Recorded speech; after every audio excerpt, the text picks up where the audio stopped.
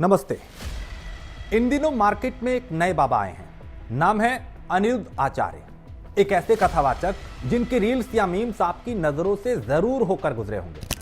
शुद्ध देसी गाय के गोबर से यदि आप स्नान करते हैं, गोबर को शरीर में मलते हैं।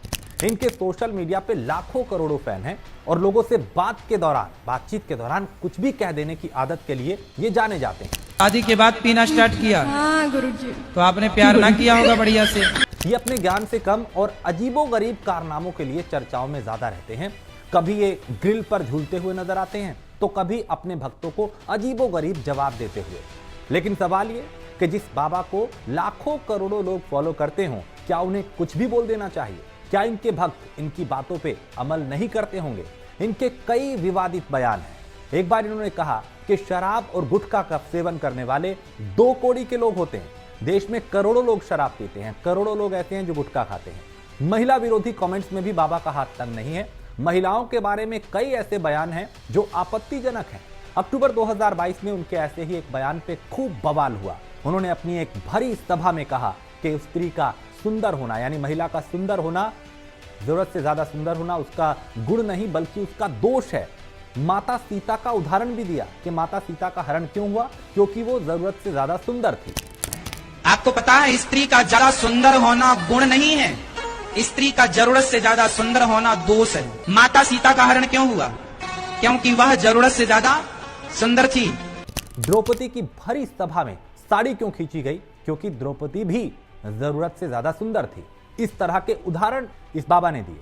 तो एक बार एक और बयान में बाबा कहते हैं कि लड़कियां पढ़ाई के नाम पे किसी लड़के से प्यार कर लेती हैं, इसलिए उनके 35 टुकड़े कर दिए जाते हैं। दिल्ली में जब श्रद्धा कांड हुआ था तब यह बयान दिया था। यह हाल तब है जब इस बाबा को मानने और सुनने वाली ज्यादातर महिलाएं हैं। आजकल की बेटियां पढ़ने लिखने के नाम पर किसी लड़के से मोहब्बत कर लेती हैं, किसी लड़के से जाकर प्यार कर लेती हैं और बाद में उस प्यार के नाम पर उस लड़की के 35 टुकड़े हो जाते हैं। ये बाबा अजीबोगरीब बयान देते हैं। एक बार इन्होंने बिस्किट को विस्किट बता दिया, मतलब बिस्किट की अलग ही परिभाषा घड़ दी कि वो जहर है, वो विस्किट है। स्किन चमकाने के लिए ये शरीर पर गोबर लगाने की सलाह देते हैं। शुद्ध देसी गाय के गोबर से यदि आप स्नान करते हैं, गोबर को शरीर में मलते हैं और मल के शरीर नहाते हैं, चेहरे पर भी यदि आप गोबर, शुद्ध देसी गाय का गोबर यदि उसको रगड़ते हैं चेहरे पर और उससे स्नान करते हैं तो त्वचा संबंधी जितने रोग हैं वो समाप्त हो जाते हैं। क्या खाते हैं? बिस्किट। बिस्कुट, बिस्कुट का मतलब क्या है? बिस्किट का मतलब क्या है? Whisky kit. तो अनिरुद्ध आचार्य ने आईफोन, स्टीव जॉब्स और उनके एप्पल के आइकॉन से जुड़ा एक किस्सा सुनाया था। इसके बाद वो नीम करौली बाबा का जिक्र करते हुए बड़ा दावा कर देते हैं और फिर सोशल मीडिया पे लोग इनकी क्लास लगा देते हैं। करीब 1 साल पहले इनके कथित शास्त्र ज्ञान से जुड़ा एक वीडियो खूब चर्चा में आया। वीडियो में एक व्यक्ति आचार्य जी को बुरी तरह डांट रहे। डांटने वाले व्यक्ति को अनिरुद्ध आचार्य गुरुजी कह रहे। चर्चा इस बात पर चल रही थी कि भागवत गीता में राधा का नाम है या नहीं।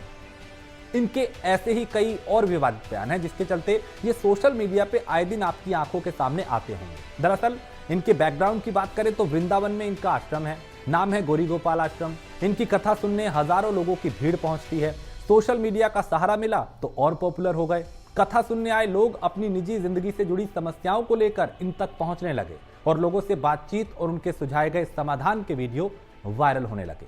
अब ये बाबा अपनी मार्केटिंग के लिए कभी न्यूज चैनल पर जाते हैं, कभी किसी पॉडकास्ट में नजर आते हैं, तो कभी ये कॉमेडी शो में पहुंच जाते हैं। अब सिर्फ इनका एक ही ठिकाना बचा है और वो है बिग बॉस का घर। नमस्कार।